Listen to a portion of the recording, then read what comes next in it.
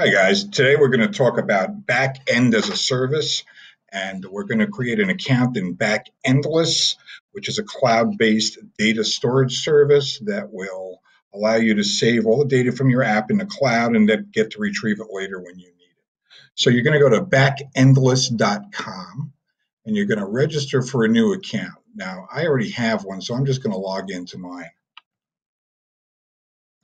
Okay, and once you have your account, you're going to go over here to where it says create an app. Okay, and you're going to name your app. In my case, I made one already. It's called College App, and this is where you will create it. I'm going to escape from that because I don't need to really do that right now because I've already have it. So once you have that, you're going to go back to your Android Studio.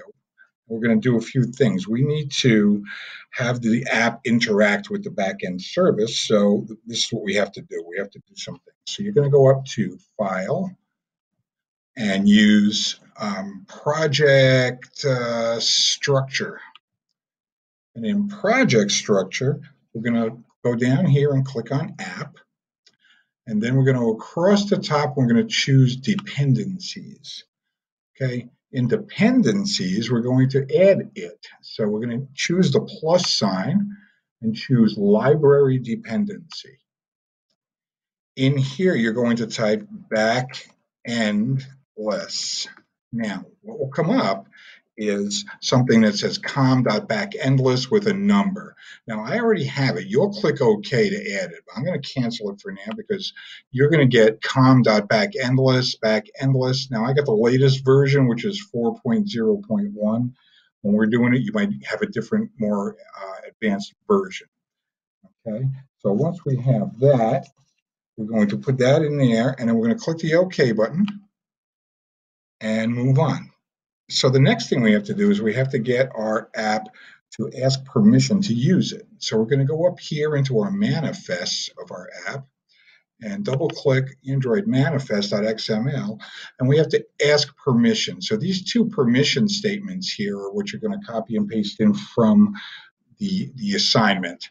It's android.permission.internet and android.permission access network state. This basically gives the app permission to use the internet.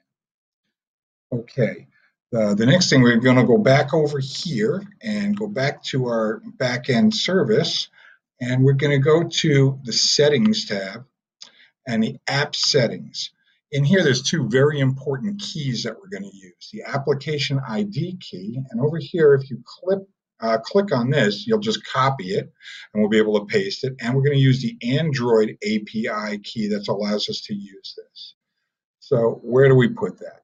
Let's go back into the Android app and we're going to go to applicant activity.java. Right? So the first thing we're going to do up here is we're going to import, I believe, the com.backendless.backendless. We're going to need to import that. Okay, so you're going to type in that import statement and then go down over here into our, let's see where we're at, into the applicant activity. Under here, we're going to create these static strings methods, static strings. Our private static final string has to be bapp ID, and in there you're going to paste in the application ID information that you copied from here. You click copy and come over here and you'll paste it in between the quotes. And the same thing will happen with Android API key. You'll go back to Backendless and you'll take the Android API key, you'll click here, it'll copy it to your clipboard and back into Android and you'll pop it right in there. Also, you're going to do another couple of constants here, private static final string, excuse me, my email address, and you'll put your email address, and private static final string email preferences, and you make that email pref. Once those are in there, you're going to have to use some code because we're going to test to see that it works. Now, I'm going to scroll down into here. In the assignment, there will be this code that you're going to copy in. It's only going to be used one time. That's why I have mine commented out with my app.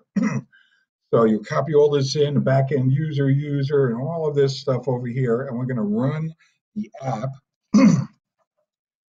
to make sure that we have, once we run our app, now my app is going to run a little different than yours because I've been running it, but once you run it, you should come back over here into here, and we'll go into the data portion, and you'll have an app table here, and you should get your email address and your password. Pretty much this is how you use this service. After this, we're going to continue on with the app.